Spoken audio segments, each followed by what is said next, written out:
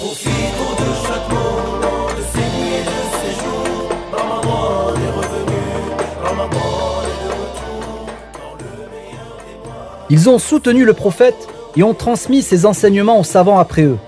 Ils ont appris à partir de ce qu'ils ont observé des actes du prophète sallallahu alayhi wa sallam.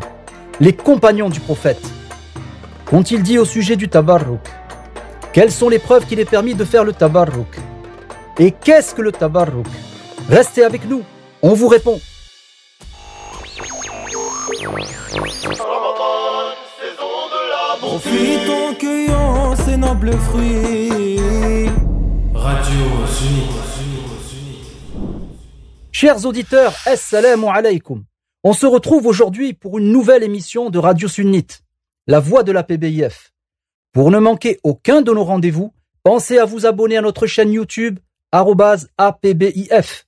Vous trouverez les liens de toutes les émissions diffusées durant ce mois béni dans la description sous la vidéo. Aujourd'hui, j'aimerais parler des compagnons du prophète, sallallahu alayhi wa sallam.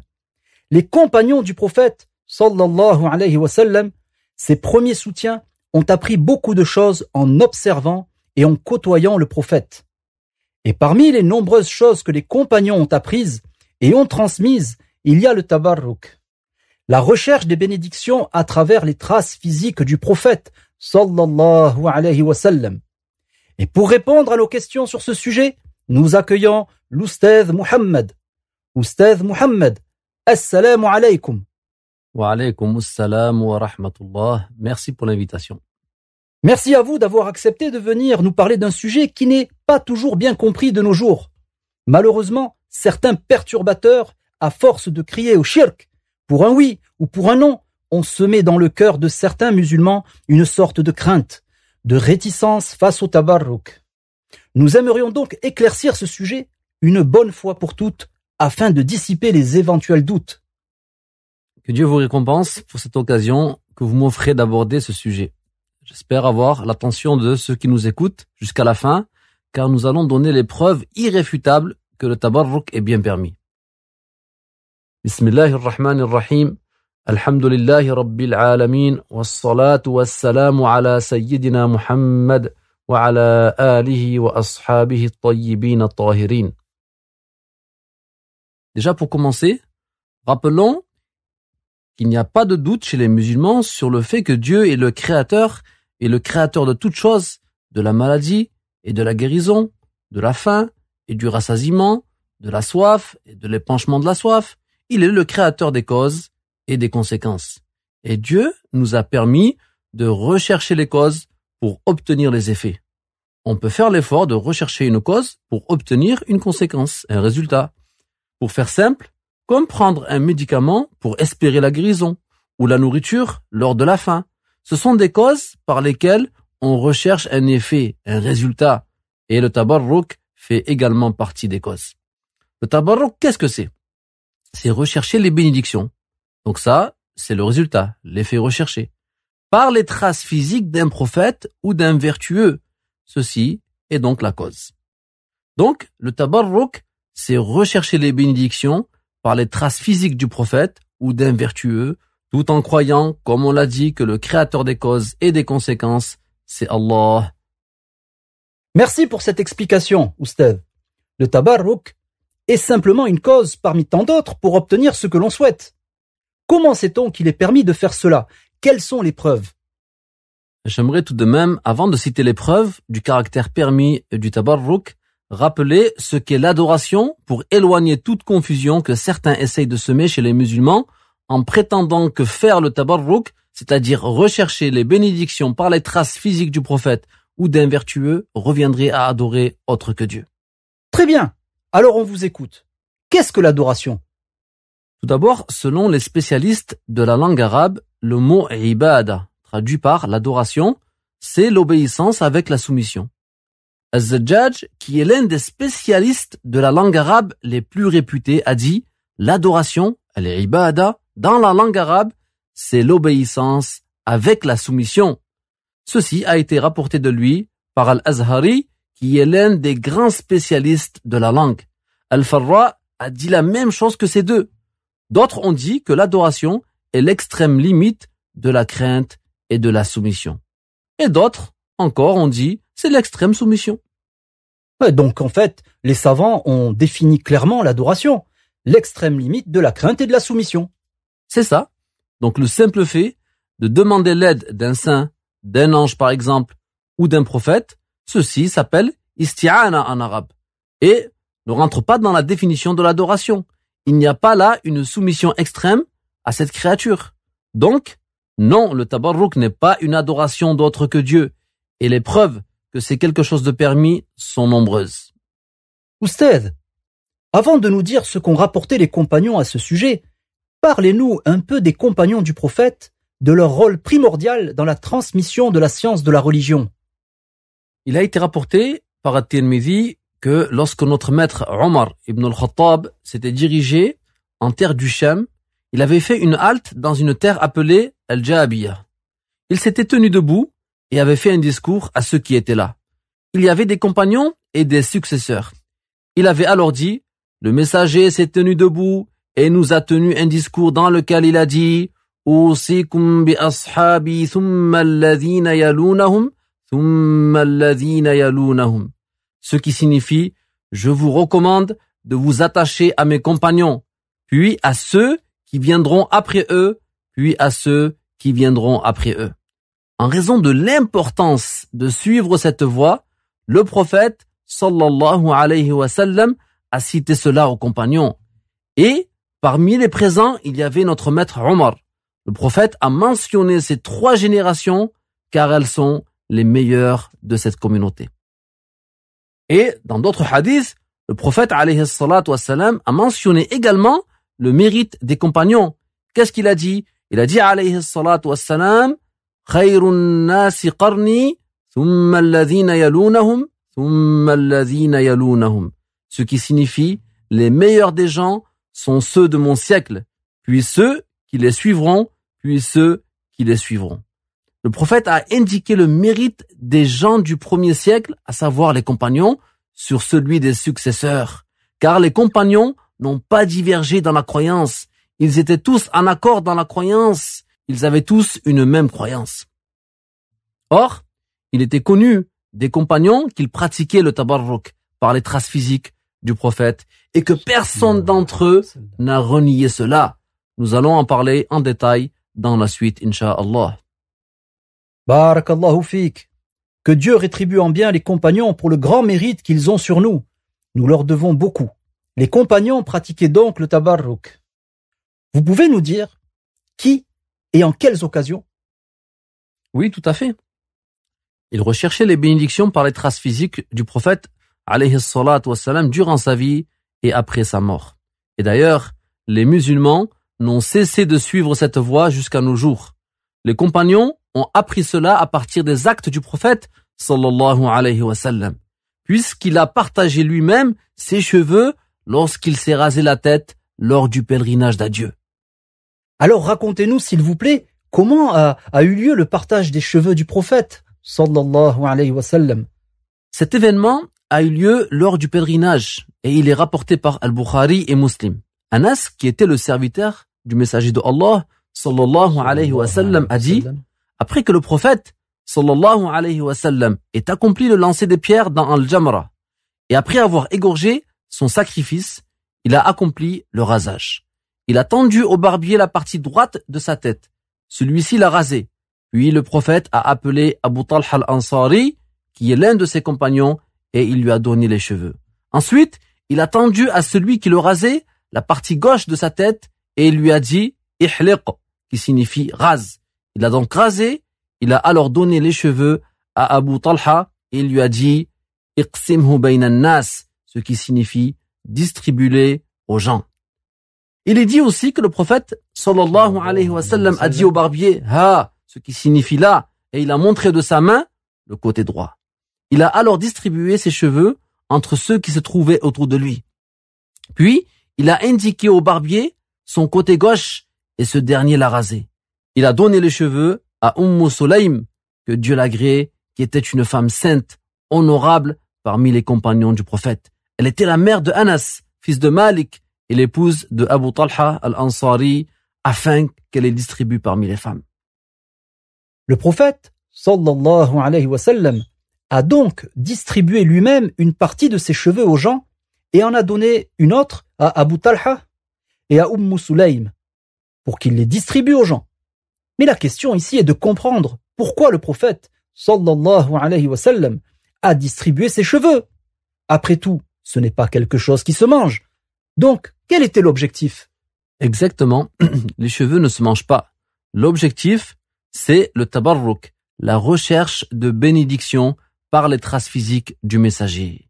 Il a distribué lui-même, alayhi salatu wassalam, ses cheveux aux compagnons pour qu'ils en recherchent les bénédictions, pour que cela soit un moyen pour eux, provenant de l'être du prophète, d'obtenir ce qu'ils demandent à Dieu, et pour rechercher par cela l'agrément de Dieu.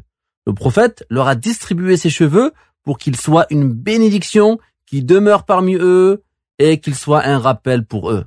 Par la suite, ceux à qui Dieu a accordé la réussite ont suivi les compagnons dans leur pratique du tabarruk par ses traces physiques, alayhi salatu wassalam, et les gens venus après les ont suivis en cela. Donc, c'est bien le prophète, sallallahu alayhi wa sallam, lui-même qui a appris et incité les compagnons à faire le tabarruk, à rechercher les bénédictions par ses cheveux honorés. Oustaz, oui, en distribuant ses cheveux, il a enseigné cela. Quant à ceux qui interdisent le tabarruk, de nos jours, ils vont même jusqu'à dire que ce serait du shirk. Ils déclarent mécréant celui qui le fait. Et ces gens prétendent suivre l'imam Ahmed. D'ailleurs, pouvez-vous nous dire quelle était la position de l'imam Ahmed à ce sujet? Je vous répondrai par une seule histoire, qui est d'ailleurs relatée par Abdullah, le fils de l'imam Ahmed lui-même. Très bien. Il a dit, je l'ai interrogé, c'est-à-dire qu'il a posé la question à son père, l'imam Ahmed, au sujet d'un homme qui toucherait ou embrasserait le mimbar du prophète pour en rechercher les bénédictions, et qui agirait de la même manière avec la tombe ou ce qui est de cet ordre en voulant par là se rapprocher de l'agrément de Allah. Il lui a répondu, il n'y a pas de mal en cela. Or, comme vous l'avez dit, certains extrémistes prétendent de nos jours que rechercher les bénédictions, autrement dit faire le tabarruk, par les traces du messager, sallallahu alayhi wa sallam, serait une forme d'adoration d'autre que Dieu, et que celui qui le fait ne serait plus musulman. D'après eux, l'imam Ahmad ibn Hanbal, fondateur de l'une des 4 grandes écoles de jurisprudence, encore suivi plus de 12 siècles plus tard, serait mécréant. Et toujours d'après eux, le prophète qui a partagé ses cheveux entre les compagnons pour faire le tabarruk aurait enseigné le shirk. Que Dieu nous préserve de la nuisance de ces gens et des dangers de leur croyance. Amin, amin. Donc, vous nous avez parlé du tabarruk des compagnons par les cheveux du prophète. Pouvez-vous nous citer un autre exemple? Eh bien, j'aimerais vous parler de la tunique longue, en arabe qu'on appelle jubba, du prophète alayhi salatu wassalam. Le hadith que je vais citer est d'ailleurs présent dans le fameux Sahih de l'imam Muslim. Donc Muslim rapporte dans ce livre-là de l'esclave affranchie de Asma, fille de Abu Bakr, qu'il a dit, elle nous a présenté une longue tunique, en parlant de Asma, de modèle persan. Il en a fait la description, puis il a ajouté, en rapportant toujours la parole de Asma, c'est la tunique longue du messager de Allah, sallallahu alayhi wa sallam. Elle se trouvait chez Aïcha. Lorsqu'elle est décédée, je l'ai récupérée. Le prophète, sallallahu alayhi wa sallam, l'a portée. Nous la trempions dans l'eau pour les malades afin d'en rechercher la guérison. Donc, lorsque quelqu'un était malade, que faisait la dame Asma? Elle trempait cette tunique du prophète dans de l'eau et donnait de cette eau aux malades afin de la boire et de se laver avec en espérant ainsi la guérison. On parle de quelle eau? Une eau dans laquelle cette tunique était trempée. Quelle tunique? La tunique qui était en contact avec le corps du prophète sallallahu alayhi wa sallam, le corps du meilleur être créé. Et qui faisait cela? Asma, fille de Abu Bakr. Voici les modèles à suivre. Les compagnons avaient un grand amour pour le prophète sallallahu alayhi wa sallam. Et tous ces actes sont effectivement des preuves que les compagnons du prophète sallallahu alayhi wa sallam ainsi que son épouse recherchaient les bénédictions par ses traces physiques sallallahu alayhi wa sallam, que ce soit ses cheveux ou son vêtement. Mais ce n'est pas tout. Écoutez l'histoire de cet homme qui faisait le tabarruk par l'endroit touché par la main du prophète alayhi salatu wassalam. L'homme en question s'appelle Hanzalah. Il est le petit-fils d'un compagnon qui s'appelle Hidhyam. Donc cet homme, Hanzalah, raconte, il dit, je suis allé avec mon grand-père Hidhyam chez le messager de Allah sallallahu alayhi wa sallam. Il a dit, ô messager de Dieu, j'ai des fils et des petits-fils qui ont des barbes et d'autres pas encore, et celui-là est le plus jeune d'entre eux. Puis, Hanzalah a dit, il m'a rapproché du messager de Allah sallallahu alayhi wa sallam, qui a passé sa main sur ma tête et m'a dit, Barakallahu fik, qui signifie que Dieu fasse que tu sois béni. Par la suite, lorsqu'un homme avait le visage tuméfié ou qu'une brebis avait le pied enflé, savez-vous ce que faisait Hanzalah? Il disait Bismillah en posant sa main sur l'endroit touché par la main du messager de Allah sallallahu alayhi wa sallam, puis il passait sa main sur l'endroit à guérir et l'enflure disparaissait. Ceci est rapporté par At-Tabarani ainsi que l'imam Ahmed dans un long hadith et les hommes de la chaîne de transmission de l'imam Ahmed sont dignes de confiance. Subhanallah. C'est très clair. Donc les compagnons faisaient le tabarruk par les cheveux du prophète, ses vêtements et même l'endroit touché par la main du prophète sallallahu alayhi wa sallam, et Dieu leur accordait ce qu'ils souhaitaient comme la guérison. Par cette cause. Oustaz, est-ce que vous avez d'autres exemples à nous citer? Laissez-moi vous parler d'un homme qui s'appelle Thabit al-Bunani. Thabit al-Bunani faisait partie des imams des successeurs des compagnons. Il était une référence dans la science et dans les actes. Il a été rapporté de lui qu'il récitait le Coran chaque jour de la semaine et qu'il jeûnait un jour sur deux toute l'année, ce qu'on appelle Siyam ad-Dahr, sauf bien sûr les jours qu'il est interdit de jeûner. Il disait, j'ai eu à fournir des efforts afin de persévérer à accomplir la prière de nuit pendant 20 ans. Puis, j'ai éprouvé du plaisir à faire la prière pendant 20 ans. Il a été rapporté qu'après sa mort, celui qui a mis Thabit al-Bunani dans sa tombe a dit, par Allah, il n'est de Dieu que lui. C'est moi qui ai fait entrer Thabit al-Bunani dans sa tombe. Lorsque nous avons mis en place les pierres, l'une d'elles est tombée et nous l'avons vu en train de faire la prière dans sa tombe. Sur ce, j'ai dit à celui qui m'accompagnait, vois-tu ce que j'ai vu? Il m'a dit, tais-toi. Lorsque nous avons terminé de le recouvrir de terre, nous sommes partis voir sa fille et nous lui avons demandé, que faisait Thabit de particulier durant sa vie dans ce bas monde? Elle nous a répondu, qu'est-ce que vous avez vu pour me poser cette question? Et nous lui avons dit ce que nous avions vu. Elle a dit, il veillait toutes les nuits en prière surérogatoire pendant 50 ans. Et, un peu avant l'aube, il disait dans ses invocations, ô Allah, si tu accordes à quelqu'un d'accomplir la prière dans sa tombe, alors accorde-le-moi. Et Allah lui a accordé cela et a exaucé cette invocation. Ce récit est rapporté par Abu Nu'aym dans Hilyatul Awliya. Allahu Akbar. Dieu lui a accordé de pouvoir accomplir la prière dans sa tombe, et ceux qui l'ont enterré ont été témoins de cela. Oui, alors j'ai raconté tout cela pour vous montrer que cet homme n'était pas n'importe qui. C'était un wali, un saint vertueux. Donc Thabit al-Bunani est un grand successeur. Cela veut dire qu'il n'a pas rencontré le prophète, mais il a appris auprès des compagnons, parmi lesquels Anas ibn Malik, le serviteur du messager de Allah, sallallahu alayhi wa sallam. Lorsque Thabit allait chez Anas, savez-vous ce qu'il faisait? Écoutez bien, chers auditeurs. Thabit disait lui-même, lorsque j'allais voir Anas, on l'informait de mon attente. J'entrais et je prenais ses mains, je les embrassais et je disais que j'aime ces deux mains qui ont touché le messager de Allah, sallallahu alayhi wa sallam. Et j'embrassais ses yeux et je disais que j'aime ces deux yeux qui ont vu le messager de Allah, sallallahu alayhi wa sallam, et ceci a été rapporté par Abu Ya'la. Donc, Thabit, ce grand saint, recherchait les bénédictions. Il faisait le tabarruk par les mains et les yeux du compagnon Anas ibn Malik. Oui, et Anas, qui est un compagnon du messager de Dieu, ne l'a pas blâmé et ne lui a pas interdit de faire cela. Chers auditeurs, il est aussi rapporté que Daoud ibn Abi Salih a dit Marwan ibn al-Hakam, qui était alors le gouverneur de Médine, est arrivé un jour et a trouvé un homme posant son visage sur la tombe du prophète, alayhi salatu wassalam. Il a alors dit, sais-tu ce que tu es en train de faire? Quand il s'est rapproché de lui, il s'est rendu compte que c'était Abu Ayyub, le grand compagnon du prophète, alayhi salatu wassalam, qui lui a alors répondu, oui, je suis venu pour le messager de Allah, sallallahu alayhi wa sallam, et je ne suis pas venu pour la pierre. J'ai entendu le messager de Allah, sallallahu alayhi wa sallam, dire, la tabku ala ad-dini idha waliyahu ahluh, walakin ibku alayhi idha waliyahu ghayru ahlih.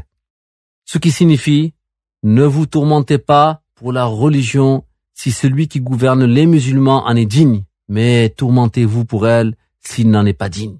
Rapporté par Ahmad et At-Tabarani. Abu Ayyub al-Ansari est ce grand compagnon qui avait accueilli le prophète, sallallahu alayhi wa sallam, chez lui, à Médine. Oui, lorsque le prophète a fait son immigration, il a été accueilli chez lui. Ce grand compagnon recherchait les bénédictions en posant sa joue sur la tombe du messager de Allah, sallallahu alayhi wa sallam, et il savait très bien ce qu'il faisait, comme il a lui-même répondu et affirmé à Marwan. Donc ici, cette fois, c'est un exemple de tabarruk par la tombe du prophète, sallallahu alayhi wa sallam. Oui, et j'aimerais revenir au partage des cheveux du prophète alayhi salatu wassalam entre les compagnons, pour raconter un événement qui a eu lieu et qui concerne un de ceux qui ont été parmi les grands héros d'entre les musulmans, à savoir Khalid ibn al-Walid. Al-Bayhaqi et d'autres ont rapporté que Khalid ibn al-Walid avait perdu sa qalansoa, sa toque, lors de la bataille de Al-Yarmouk. Il a demandé à ceux qui étaient avec lui de la chercher, mais ils ne l'ont pas trouvée. Puis ils se sont remis à sa recherche et l'ont finalement retrouvée. Khalid a dit, le messager de Allah, sallallahu alayhi wa sallam, a fait une umrah et s'est rasé la tête. Les gens se sont empressés de prendre les cheveux qui poussent sur les côtés et je les ai alors devancés en prenant la mèche du devant de la tête. Je l'ai placé dans cette qalansoa. Je n'ai pas pris part à une seule bataille en l'ayant sur moi sans que la victoire ne me soit accordée. Il n'y a donc aucune considération à donner à ceux qui renient le tabarruk par ces traces honorées, sallallahu alayhi wa sallam. Tout à fait. C'est très clair, Oustaz Muhammad. Vous nous avez donné de très nombreuses preuves que les compagnons du prophète, sallallahu alayhi wa sallam, et sa famille faisaient le tabarruk par les traces du prophète, sallallahu alayhi wa sallam. Alors, auriez-vous également une preuve du Coran que le tabarruk est permis? Bien sûr, on peut citer ce qu'a fait notre maître Yaqub, le père de Youssouf, alayhi salam, dont le récit est cité dans Surat Youssouf. Alors, est-ce que vous pouvez nous rappeler en résumé le contexte de l'histoire pour nos auditeurs qui n'auraient pas connaissance de ce récit? Oui, bien sûr. La sécheresse et la famine ont touché les pays voisins d'Égypte. Yaqub, alayhi salam, qui était en Palestine, avait envoyé ses fils en Égypte pour amener des vivres. Ces fils en question sont les frères de Youssouf, autres que Binyamin, ceux qui avaient mal agi envers lui auparavant, qu'il avait jeté dans le puits lorsqu'il était enfant. Arrivé en Égypte, ses frères n'ont pas reconnu Youssouf, alayhi salam, qui était chargé du stockage des vivres, mais lui, il les avait reconnus. Par la suite, Youssouf, alayhi salam, les a informés qu'il était leur frère. Il leur a pardonné et il a agi envers eux avec bienfaisance et leur a fait des invocations. Il leur a dit avec indulgence, vous n'avez rien à craindre de ma part pour ce que vous avez fait. C'est-à-dire, je ne vous blâmerai pas, je ne vous réprimanderai pas pour ce que vous m'avez fait. Puis il leur a donné ce dont ils avaient besoin et ces frères-là ont d'ailleurs fait le repentir. Youssouf a appris auprès de ses frères que leur père, notre maître Yaqub, avait perdu la vue, tant il avait pleuré la perte de son fils Youssouf, et tant cela lui avait causé de chagrin. Écoutez bien, car voici la preuve que nous voulons citer. Youssouf alayhi salam a alors envoyé à son père le qamis, la tunique longue qu'il portait et qui avait été en contact avec son corps honoré. Dieu nous informe dans le Coran de ce que Youssouf a fait. اذهبوا بقميصي هذا فألقوه على وجه أبي يأت بصيرا. Il l'a confié à ses frères et leur a demandé de l'emporter et de le passer sur les yeux de leur père. Ainsi, il le recouvrera la vue par la volonté de Allah. Cet acte de Yaqub est une recherche de bénédiction. Un tabarruk, voilà donc une preuve tirée du Coran. En effet, c'est une preuve irréfutable. Yaqub et Youssouf sont tous deux des prophètes, alayhimussalam.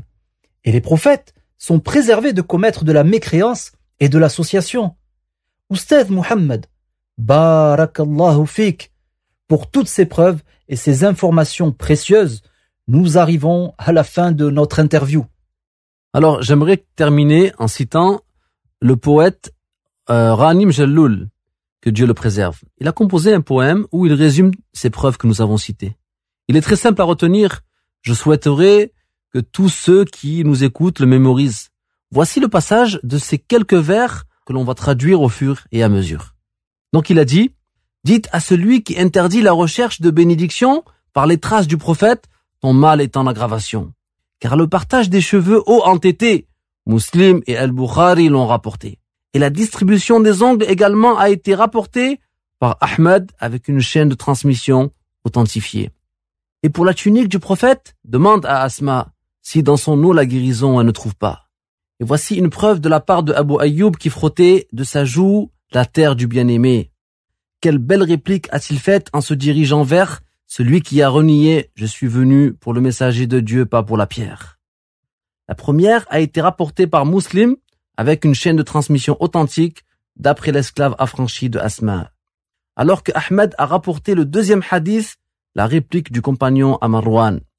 Et Khalid à son armée, à propos de sa toque, avait dit « Recherchez-la, quelle était la raison de cela ?» C'est parce que dans ses plis, il y avait des cheveux du prophète béni, c'est lors de la bataille de Al-Yarmouk, comme l'a rapporté Al-Bayhaqi. Et le passage de la main honorée de Ahmed sur la tête de Hanzala, en évoquant le bien pour celui-là. Celui qui venait plus tard à Hanzala, avec un visage tuméfié, rien qu'en passant la main dessus, il repartait soigné. Par la bénédiction du prophète au parfum exquis, ce n'était que par l'emplacement de sa main alors que dire de sa propre main. At-Tabarani l'a rapporté, Ahmed aussi dans un long hadith avec une chaîne de transmission d'hommes dignes de confiance. Et Thabit, à maintes reprises, a embrassé une main qui a touché et un œil qui a vu le messager. Et Anas n'a pas réprimandé pareil acte, considérant cela permis. Abu Ya'la a rapporté ce récit. Seigneur, accorde-nous dans cette vie un bienfait ainsi qu'un bienfait dans l'au-delà. Préserve-nous du châtiment de l'enfer.